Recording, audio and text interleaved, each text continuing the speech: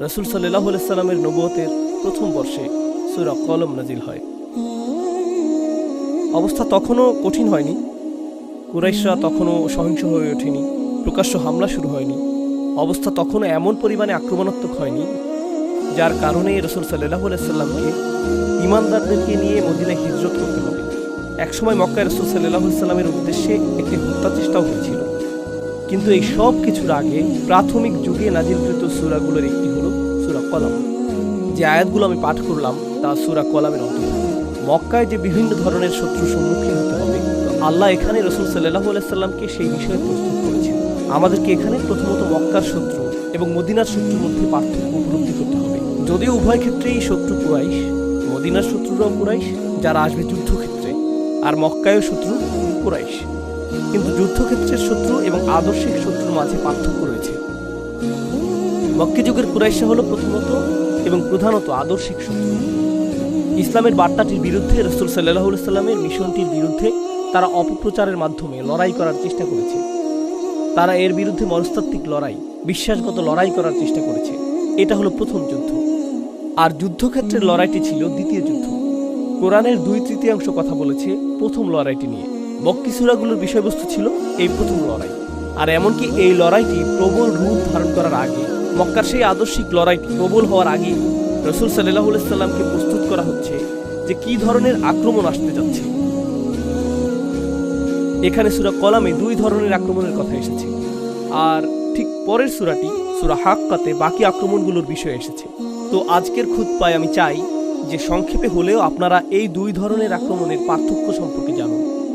এক ধরনের আক্রমণকে আসলে আক্রমণ বলা হয় না।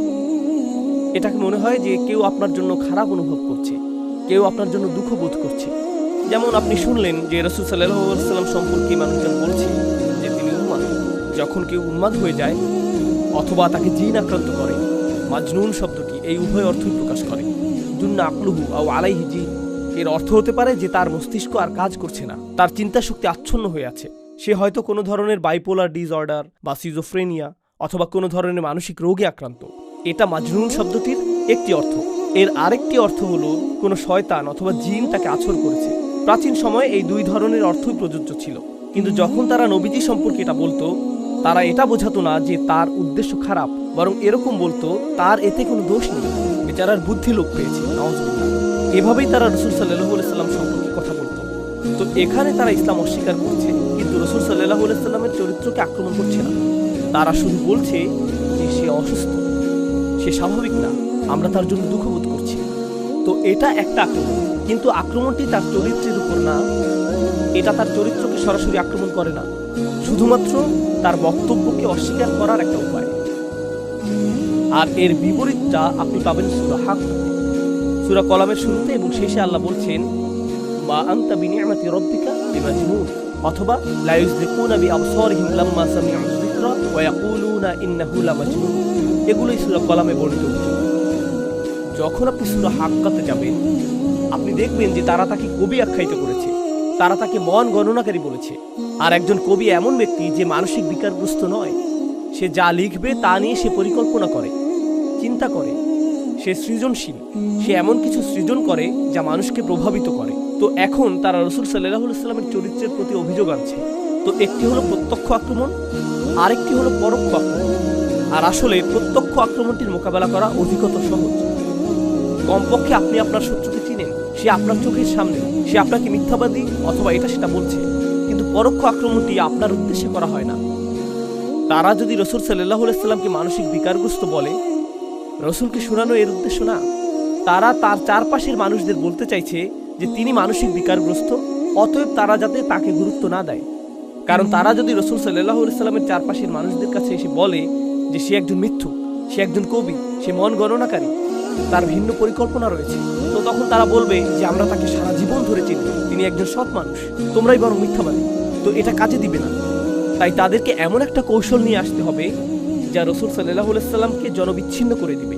আর এটাই সেই জনবিচ্ছিন্নকারী কৌশল যা তারা উদ্ভাবন করেছিল। এসো এটা ছড়িয়ে দেই যে জিন তার উপর আছর করেছে। কিন্তু আপনি যদি মনোযোগ দিয়ে রাসূল সাল্লাল্লাহু আলাইহি সাল্লামের বক্তব্য শুনেন, কোরআন যা বলেছে তা নিয়ে আপনি যদি 1 মিনিটও চিন্তা করেন, আপনি তাৎক্ষণিক উপলব্ধি করবেন যে এটা কোনো জিনের কথা নয়, প্রকৃতপক্ষে এটা এতটাই শক্তিশালী যে জিনও জানে এটা কোনো জিনের বাণী নয়। এমনকি জিনেরা শুনেও বলেছে, আমরা আশ্চর্যজনক এক কোরআন শ্রবণ করেছি। তাই এই অভিযোগ কাজে আসবে না। কিন্তু উন্মুক্ত আক্রমণে যাওয়ার আগে দ্বিতীয় পর্যায়ের একটা গোপন আক্রমণ, আভ্যন্তরীণ আক্রমণ এসেছে, আর এই সূরাটি সেটাই প্রকাশ করেছে। দ্বিতীয় পর্যায়ের আক্রমণটি হলো, আপনি হয়তো আবুল আহাবের মতো ইসলামের দুশমনের কথা শুনেছেন। সে রাসূল সাল্লাল্লাহু আলাইহি ওয়াসাল্লামকে ঘৃণা করেছিল, যদিও সে ছিল তার নিকটবর্তী। যখন তার সন্তান মারা যান, সে তখন উল্লাস করেছিল। সে অভিশাপ দিত। তার বিরুদ্ধে আক্রমণে সে ছিল জঘন্য এবং কুরুচিপূর্ণ। অন্য আরেক ধরনের শত্রু ছিল আবু জাহেল, কিন্তু সে ছিল আবুল আহাবের তুলনায় বেশ ভিন্ন ধরনের। সেই বেশ ভিন্ন। আবু জাহেল নোংরা ভাষা ব্যবহার করত। প্রকৃতপক্ষে আবু জাহেল বলেছিল, ইসলামের বিরোধিতা আমাদের এজন্য করা উচিত যে এটাই আমাদের দেশের জন্য অথবা তখনকার প্রেক্ষাপটে আমাদের গোত্রের জন্য উত্তম। তার গোত্রের জন্য যা উত্তম তাই সে চেয়েছে। আর সে ভেবেছে যে নতুন এই ধর্ম এবং নতুন এই বার্তা হলো বর্তমান সমাজ ব্যবস্থার জন্য একটা হুমকি, আর আমাদের যা রয়েছে ইতিমধ্যেই তা সর্বোত্তম। তো আমাদের এর বিরোধিতা করতে হবে জাতীয় স্বার্থে। প্রকৃতপক্ষে সে তার নীতিতে এতটাই আপোষহীন এবং অকপট ছিল যে এক পর্যায়ে রাসূল সাল্লাল্লাহু আলাইহি ওয়াসাল্লাম ওমর অথবা আমরের মধ্যে একজনকে ইসলামের জন্য কবুলের দোয়া করেছিলেন।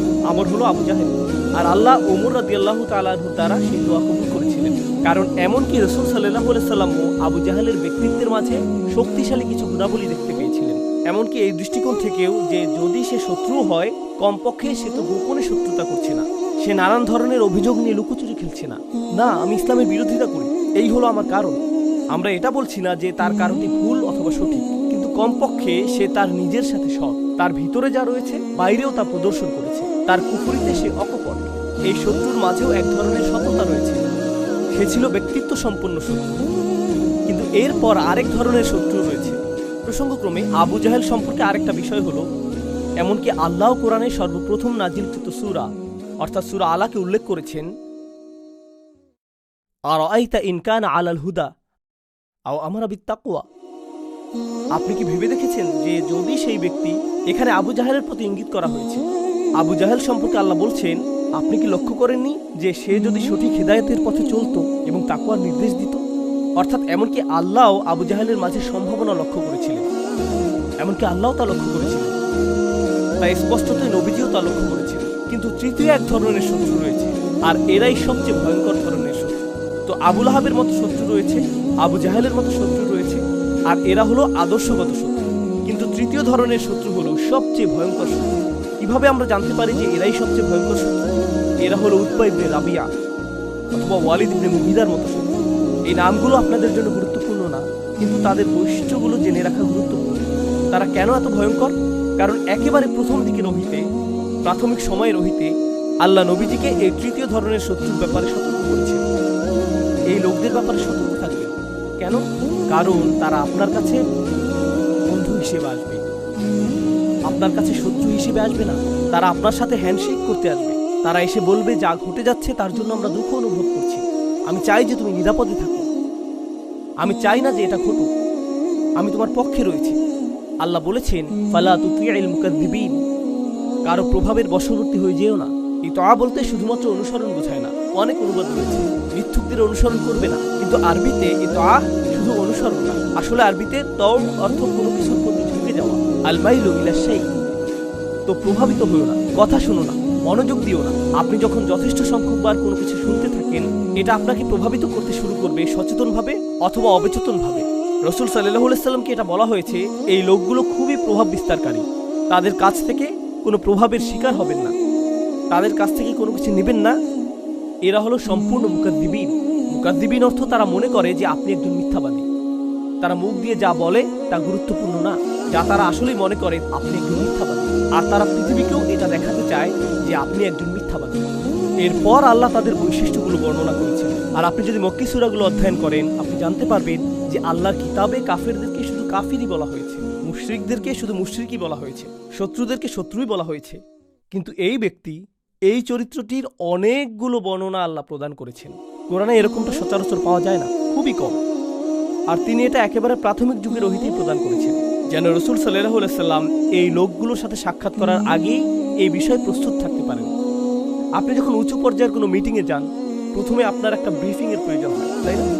আপনি যদি কোনো আপোষ মীমাংসার জন্য যান, সেক্ষেত্রে প্রথমে আপনার একটা ব্রিফিং এর প্রয়োজন হয়। উদাহরণস্বরূপ এখনকার সময়ে জাতিসংঘে অথবা কোনো যুদ্ধের আপোষ মীমাংসার ক্ষেত্রে আপনি প্রবেশ করার আগে আপনার টিম আপনাকে তথ্য প্রদান করবে যে এই মিটিংয়ে আপনার প্রতিপক্ষ কে রয়েছে। তারা সেই ব্যক্তির পূর্ব ইতিহাস প্রদান করবে, তার মনস্তত্ত্ব সম্পর্কে জানাবে, তারা আপনাকে বলবে যে কথা দিয়ে কিভাবে তাকে পরাস্ত করতে হবে ইত্যাদি ইত্যাদি। আপনি যদি সচেতন রাজনীতিবিদ হন অথবা সচেতন আমলা হন অথবা সচেতন ব্যবসায়ী হলেও সেই কথোপকথনে প্রবেশের আগে আপনি যথাযথ প্রস্তুতি গ্রহণ করবেন। আদালতে প্রবেশের আগে আইনজীবীরাও একই কাজ করে থাকেন। খেলার ক্ষেত্রেও দলগুলো এটা করে থাকে, তাই না? তারা আগের খেলাগুলো পুনরায় দেখেন এবং প্রতিপক্ষের দুর্বলতাগুলো চিহ্নিত করেন। কোরআনের ক্ষেত্রে রাসূল সাল্লাল্লাহু আলাইহি সাল্লামের জন্য সেরকম গোপনীয় কোনো কৌশল প্রদান করা হয়নি, বরং আল্লাহ প্রকাশ্যে ঘোষণা করেছেন যে এই ধরনের মানুষের মুখোমুখি আপনাকে হতে হবে। তো আলোচনার বাকি সময়ে আমি আপনাদের কাছে এই বৈশিষ্ট্যগুলো উল্লেখ করব, আর আমি চাই আপনারা উপলব্ধি করুন। আমি মনে করি আল্লাবিবু মিনাল ইশারাতি ইয়াফহামু, জ্ঞানী ব্যক্তির জন্য ইশারাই যথেষ্ট। আপনি নিজেই বুঝে নেবেন যে আমি কিসের উল্লেখ করেছি এবং কার কথা উল্লেখ করেছি আর কেন এটা এই সময়ে আমাদের জন্য প্রাসঙ্গিক। আল্লাহ বলেছেন ফালা তুতিইল মুকাদ্দিবিন, প্রথমত ওয়াদ্দু লাউ তুদহিনু ফায়দহিনুন। তারা আসলেই আশা করে যে আপনি কিছুটা ছাড় দিবেন যাতে তারাও কিছুটা ছাড় দিতে পারে। তারা বলবে, দেখো আমরা জানি যে তোমাদের সাথে আমরা বেশ আক্রমণাত্মক হয়ে যাচ্ছি, কিন্তু আমরা চাই না এটা, তোমরাই আমাদেরকে এটা করতে বাধ্য করেছো। তোমরা যদি আমাদের সাথে কিছুটা কাজ করো, তোমরা যদি কিছুটা আপোষ মীমাংসা করো, তাহলে আমরা একটা উপায় বের করব। তো তাদের প্রথম কৌশল হলো এটা বলা যে তোমরাই তো ছাড় দিচ্ছ না, যা আমাদেরকে তোমাদের বিরুদ্ধে সহিংস হতে বাধ্য করছে। আমরা সমস্যা না, বরং তোমরাই হলে মূল সমস্যা। কারণ তোমরা তোমাদের অবস্থানে এত অনমনীয়, এত তোমরা তো আমাদের সাথে একত্রে কাজ করছো না। আমার সাথে একসাথে কাজ করো, আমাদেরকে কিছুটা দেখাও। আর রাসূল সাল্লাল্লাহু আলাইহি সাল্লামের সময়ে তারা বলেছিল, তুমি কি আরেকটা সূরা আনতে পারো? আগের সূরাটি বেশ অপমানজনক। দেখো, আগের সূরাটির কারণে আমরা বেশ খারাপ বোধ করছি, বিশেষত আমাদের নেতারা। পরের সূরাতে আমাদের নেতাদের প্রশংসা করে কিছু কি বলতে পারবে? শুধু এটুকু বলবে যে তুমি তোমার পূর্ববর্তীদেরকেও ভালোবাসো, অথবা আমাদের সকলের উচিত নেতাদেরকেও সম্মান করা, ভালো কিছু কথা। আর আমরা এই আগ্রাসী গুন্ডাদের বলে দিব তারা যাতে তোমাদেরকে আর পথে ঘাটে আক্রমণ না করে। আমরা একত্রে একটা সমাধানে আসতে পারি। আমরা তোমাদেরকে চিনি, আমরা তোমাদেরকে পছন্দ করি, আমরা তোমাদেরকে এভাবে আক্রান্ত হতে দেখতে পাচ্ছি না। তো ওয়াদ্দু লাউ তুদহিনু ফায়দহিনু ওয়ালা তুতি' কুল্লা হাল্লাফ। এমন কারো প্রভাবের বশবর্তী হও না যে প্রতিশ্রুতির উপর প্রতিশ্রুতি, তার উপর প্রতিশ্রুতি দিতেই থাকে। হাল্লাফ অর্থ এমন কেউ যে অনেক বেশি শপথ করে। লক্ষ্য করুন, আপনি যদি সৎ মানুষ হন তাহলে আপনি যেভাবে ব্যবসা করেন, আপনার ব্যবহার মানুষের সাথে যেমন, আর যেভাবে আপনি মানুষের সাথে কথা বলেন, সেটাই আপনার সততা প্রকাশের জন্য যথেষ্ট। আপনাকে আলাদাভাবে গিয়ে কাউকে রাজি করাতে হবে না। আল্লাহ শপথ, আমি সত্য কথা বলছি, আমি প্রতিজ্ঞা করছি। জানেন কেন আপনাকে এতবার শপথ নিতে হচ্ছে? কারণ আপনার চরিত্র আপনাকে সৎ প্রমাণ করতে পারছে না, তাই আপনাকে বড় গলায় কথা বলতে হচ্ছে, আপনাকে অনেক বেশি প্রতিজ্ঞা করতে হচ্ছে, আপনাকে টেবিলে হাত চাপড়াতে হচ্ছে নিজের বক্তব্য জানান দেওয়ার জন্য, নিজের আন্তরিকতা প্রদর্শন করার জন্য, অন্যের দুঃখে আপনি কতটা দুঃখী তা দেখানোর জন্য। আল্লাহ বলেছেন এমন লোকদের ব্যাপারে সতর্ক থাকো যারা বেশি বেশি প্রতিজ্ঞা করে, হাল্লাফ। তারপর তিনি বলছেন মাহিন, ওয়ালা তুতি' কুল্লা হাল্লাফিন মাহিন। আরবিতে মাহিন অর্থ হলো আদ-দুআফ, আরবিতে আমহানাহু অর্থ আসলে আদ-দুআফা, অর্থাৎ কাউকে দুর্বল করে ফেলা। আল্লাহ বলছেন এই লোকগুলো যারা প্রচুর প্রতিজ্ঞা করে, তারা আসলে বিশ্বাস করে এমন মজবুত কিছু নেই, তাদের বিশ্বাসে তারা দুর্বল। তো তারা আপনার কাছে আসে এবং এই প্রতিজ্ঞাগুলো করে, কারণ কৌশলগত দিক থেকে এটাই তাদের জন্য সর্বোত্তম জিনিস। আগামীকাল যখন কৌশল পরিবর্তন হয়ে যাবে, তারা আপনাকে গতকালকের জমানো ময়লার মতো ছুঁড়ে ফেলে দিবে এবং অন্য কারোর সাথে প্রতিজ্ঞা করবে। এর পরের দিন তারা আবার অন্য কারো কাছে গিয়ে প্রতিজ্ঞা করবে। তারা এমন কিছুকে ধরে রাখছে না যা তাদের কোনো চারিত্রিক বৈশিষ্ট্য, মূলনীতি অথবা আদর্শের মাঝে আটকে রাখছে। আপনি বলতে পারেন না যে না না না, এই জাতিগুলোর বা কুরাইশদের একটা সংস্কৃতি ছিল, বা কয়েক হাজার বছরের পুরনো, তাদের গোত্রীয় মূল্যবোধ ছিল যা তারা মেনে চলেছিল। এটা সত্য নয়। তারা এই মূল্যবোধগুলো মেনে চলে যতক্ষণ পর্যন্ত এই মূল্যবোধগুলো তাদেরকে কিছু সুবিধা প্রদান করে, ততক্ষণ পর্যন্তই তারা তাদের মূল্যবোধ নিয়ে গর্বিত অনুভব করে। যখনই সেই মূল্যবোধগুলো তাদের বিরুদ্ধে যায়, তারা আর সেগুলো পছন্দ করে না। লক্ষ্য করলে দেখবেন যে কুরাইশদের সাথে যা ঘটেছিল তা হলো মক্কায় কেউ আক্রান্ত হতো না। এটা তাদের একটি নিয়ম ছিল, এটা হারামান আমিনান, এটা তাদের নিয়ম। একটি ক্ষেত্রেই তারা এই নিয়ম ভঙ্গ করতে প্রস্তুত হয়েছিল, আর তা হলো মুসলিমদের ক্ষেত্রে। যে কেউ যে কোনো জায়গা থেকে এসে যে কোনো মূর্তির চারপাশে তাওয়াফ করতে পারে, যা খুশি বলতে পারে, মদ্যপান করতে পারে, যা ইচ্ছা তাই করতে পারে। মক্কার মধ্যে কোনো সহিংসতা ঘটত না। ব্যতিক্রম ছিল মুসলিমরা, তারাই একমাত্র ব্যতিক্রম। আপনি এমন মানুষ দেখবেন যারা বলে, আমরা মত প্রকাশের স্বাধীনতায় বিশ্বাস করি, এগুলো আমাদের মূল্যবোধ, আমরা জীবন দিয়ে হলেও এগুলো ধরে রাখবো, আমাদের অধিকার রয়েছে প্রতিবাদ করার, ঘোষণা করার, বিতর্ক করার, নিজ ধর্ম পালন করার। কিন্তু রাজনৈতিকভাবে এটা কিছুটা সমস্যাজনক হয়ে দাঁড়ানো এবং অন্যদের দৃষ্টিতে এটা খারাপ মনে হবার আগ পর্যন্ত আমরা এতে বিশ্বাস করি। কিন্তু বাক স্বাধীনতায় কিছুটা সংশোধনের প্রয়োজন। তো বুঝতে পারছেন যে এই আয়াতটি কেন এত গুরুত্বপূর্ণ। তারা অনেক বেশি প্রতিজ্ঞা করে থাকে, কিন্তু কোনো কিছুতেই তারা প্রকৃতপক্ষে বিশ্বাস করে না, কিছুতেই না। তবে তারা একটা বিষয় ঠিকই বিশ্বাস করে, যা পরবর্তীতে আলোচনায় আসবে। আল্লাহ নিজেই আমাদেরকে বলবেন তাদের ধর্ম কোথায়, তাদের ধর্ম কি, কিন্তু সেটা আসবে শেষের দিকে। ওয়ালা তুতিআ কুল্লা হাল্লাফিন মাহিন। তিনি এখানেই থেমে যাননি। তারা আপনার কাছে এসে এই সকল প্রতিজ্ঞা করে। তারা আপনার কাছে আসে নিজেদের মধ্যকার কোনো প্রত্যয় নিয়ে না, বরং আপনাকে আপনার অবস্থান থেকে বিচ্যুত করার জন্য। তারা চায় যে আপনিও তাদের মতো হয়ে যান। তারা আসলেই কোনো কিছুতে বিশ্বাস করে না। এই একই জিনিস তারা আপনার জন্যও চায়। তারা ছাড় দিতে চায় এবং আপোষ মীমাংসা করতে চায়, পক্ষ পরিবর্তন করতে চায়। আপনি এমন কেউ হতে পারেন যে কট্টরপন্থী রিপাবলিকান, কিন্তু ডেমোক্রেটদের সাথে গোপন বৈঠক সম্পন্ন হয়। আপনি কট্টরপন্থী ডেমোক্রেট হতে পারেন আর গোপনে আপনি রিপাবলিকানদের সাথে বৈঠক করেছেন, এটাই কোনো সমস্যা নেই। আপনি জনগণের স্বার্থ নিয়ে বক্তৃতা দিচ্ছেন আর পিছনে আপনি ক্ষমতা পাওয়ার জন্য বিভিন্ন পক্ষের হাত পা ধরছেন, তাদেরকে সিজদা করছেন, তাই না? এটাই বাস্তবতা। তো তারা আশা করছে যে আপনিও তাদের মতো হয়ে যাবেন। তারা মনে করে যে আপনিও আপোষ মীমাংসা করবেন। তারা যে খেলায় মেতেছে আপনি সেরকম করবেন। কিন্তু আল্লাহ তার রাসূল সাল্লাল্লাহু আলাইহি সাল্লামকে বলছেন, যে কারণে আপনি কখনো এই লোকদের সাথে চলতে পারবেন না তা হলো, এই সকল কিছুর আগে আল্লাহ তার রাসূল সাল্লাল্লাহু আলাইহি সাল্লাম সম্পর্কে বলেছেন, ওয়া ইন্নাকা লা আলা খুলুকিন আযীম। নিশ্চয়ই আপনি মহান চরিত্রের উপর অধিষ্ঠিত। আপনি ছাড় দিয়ে চলেন না, আপনার মূলনীতি রয়েছে, আপনি অনড় থাকেন। তো এটা হলো তারা যখন আপনার কাছে থাকে এবং আপনার সাথে কথা বলে। এরপর আপনার পিছনে তারা কি করে? প্রতিজ্ঞা করার পরে এবং নিরাপত্তা দেওয়ার পরে তারা চলে যায়। এরপর তারা আপনার বিরুদ্ধে অপবাদ রটাতে থাকে, আক্রমণ করতে থাকে। আরবিতে হামজ হলো যখন তীর চামড়া ভেদ করে ভিতরে প্রবেশ করে এবং ভিতরে আটকে যায়। আর যখন আপনি তীরটিকে বের করতে চান, এটা চামড়া ছিঁড়ে ফেলে। আপনারা ওয়াইলুল লিকুল্লি হুমাযাতিন লুমাযা সূরাটা জানেন, তাই না? আবার হামাযাতিশ শায়াতিন কোরআনে এসেছে। হামিজ অথবা হাম্মাজ হলো এমন কেউ যে জানে যে কারো পেছনে কি ধরনের আক্রমণ করতে হবে, যা একটি প্রভাব ফেলবে। তো রাসূল সাল্লাল্লাহু আলাইহি সাল্লামের ক্ষেত্রে তারা কি করেছিল? সবাই তো নবীজিকে পছন্দ করত। রাসূল সাল্লাল্লাহু আলাইহি সাল্লাম নবুয়তের ঘোষণা দেওয়ার আগে, তিনি যে রাসূল তা ঘোষণা করার আগে 40 বছর ধরে তিনি মক্কার অধিবাসী ছিলেন। ভালো মানুষ হিসেবে মক্কায় ছিলেন। ব্যবসার মাধ্যমে মানুষ তাকে চিনত, আত্মীয়তার কারণে মানুষ তাকে চিনত, বন্ধু হিসেবে মানুষ তাকে চিনত। এখন আপনি মানুষের মাঝে তার ব্যাপারে খারাপ ধারণা সৃষ্টি করবেন, এটা তো কাজ করবে না। উম্মাদ আখ্যায়িত করাটা কাজে দেয়নি, জিনে আক্রান্ত হওয়ার অভিযোগটি কাজ করেনি। তো এখন যেহেতু তিনি ছাড় দিচ্ছেন না, মক্কাতে আপনাকে তার বিরুদ্ধে বদনাম সৃষ্টি করতে হবে।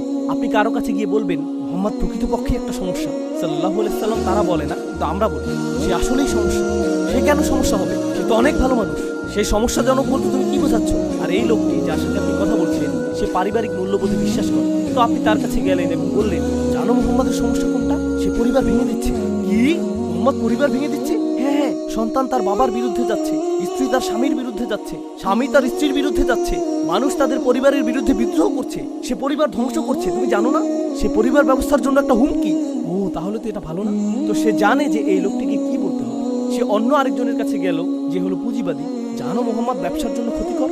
আর সেই লোকটি বলল, ব্যবসার জন্য ক্ষতিকর বলতে তুমি কি বোঝাচ্ছ? আমরা যদি তার ধর্ম পালন করি তাহলে মক্কায় আমরা অনেক আর্থিক ক্ষতির সম্মুখীন হব। আমরা প্রচুর তীর্থযাত্রী হারাবো। সকল গোত্র যারা বিভিন্ন মূর্তি পূজার জন্য এখানে আসে, তারা আর এখানে আসবে না। আমাদের ব্যবসা ক্ষতিগ্রস্ত হবে। কিছু মানুষ পরিবার নিয়ে উদ্বিগ্ন, কেউ নিরাপত্তা নিয়ে, কেউ অর্থ উপার্জন নিয়ে। আর এই লোকটি জানে যে কাকে দিয়ে আক্রমণ করাতে হবে, কিভাবে রাসূল সাল্লাল্লাহু আলাইহি সাল্লামের সুনাম নষ্ট করা যাবে।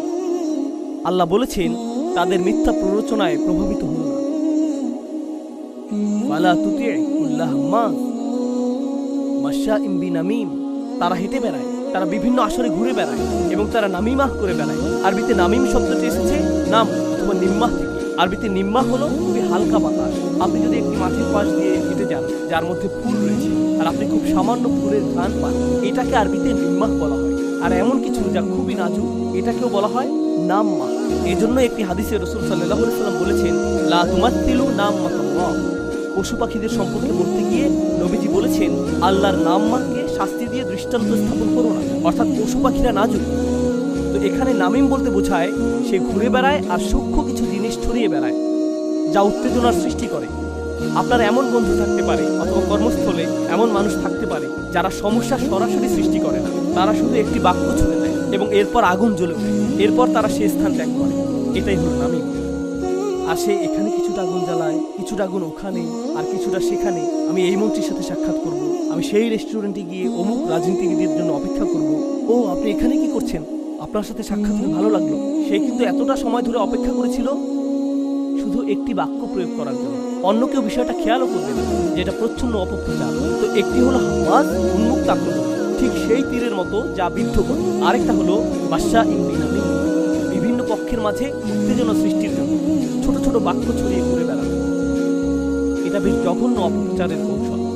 যে এটা করছে সে তার কাজে বেশ দক্ষ। আর রাসূল সাল্লাল্লাহু আলাইহি ওয়াসাল্লাম যেহেতু অকপটভাবে তার দাওয়াতি কাজ করছেন, তার অগোচরে এই মানুষগুলোর নেটওয়ার্ক তার কাজকে নস্যাৎ করার চেষ্টায় রত, ফলে তার চিন্তিত হওয়ার কথা। আর আল্লাহ বলছেন, লা তুতি', এটা নিয়ে চিন্তা করবেন না। তারা যে খেলা খেলছে তা আমি আপনাকে বলে দিচ্ছি। ওয়ালা তুতি' কুল্লা হাল্লাফিন মাহিন হাম্মাজিন মাশাইন বিনামিম।